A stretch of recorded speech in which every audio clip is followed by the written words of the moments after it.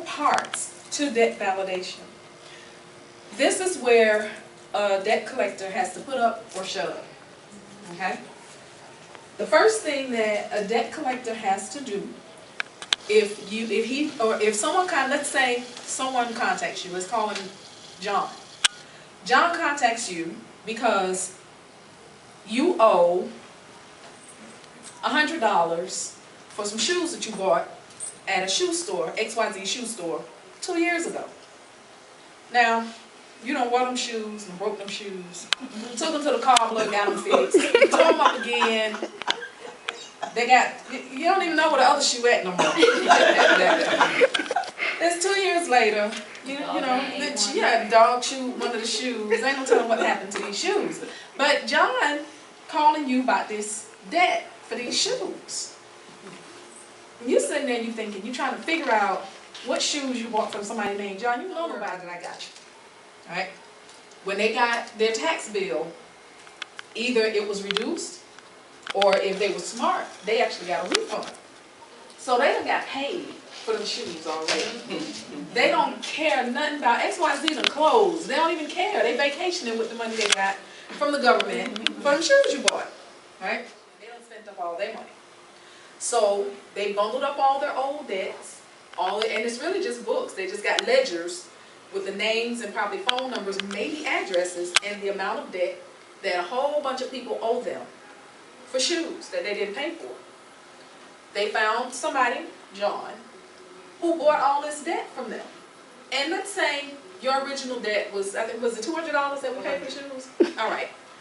So you bought this. So he sold John your $200 debt, and I say that with air quotes because remember, XYZ already got paid for the shoes.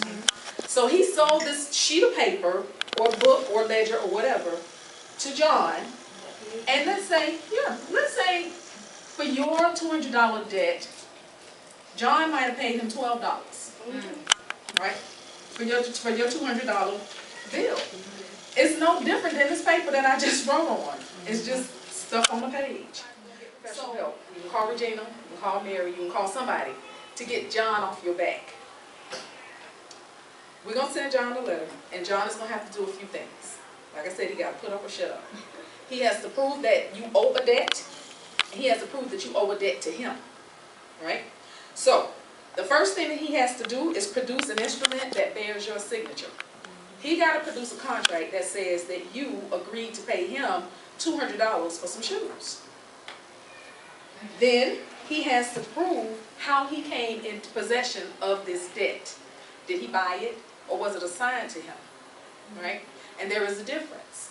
If a company hires someone, they assign a debt to someone, then that person gets paid a flat fee to collect from you for the debt that you owe to this company. But if they buy the debt, like John did from XYZ, then that's his debt now. And he has the right to do with it whatever he wants. So he can add interest every single day, every hour at 12 o'clock if he wants to, and say that this is what you owe him. Right? So he can do whatever he wants to do with this debt. And they can tie you into a contract. To say you owe it. Right. So the rule of thumb, don't answer questions, ask them. That's right. Yeah. That's the rule of thumb. Don't answer any questions. That's it. And if you have them, you have some really pleasant people who call you. Yes. Jake down there in Florida, isn't it? I don't even live in Florida no more, lady.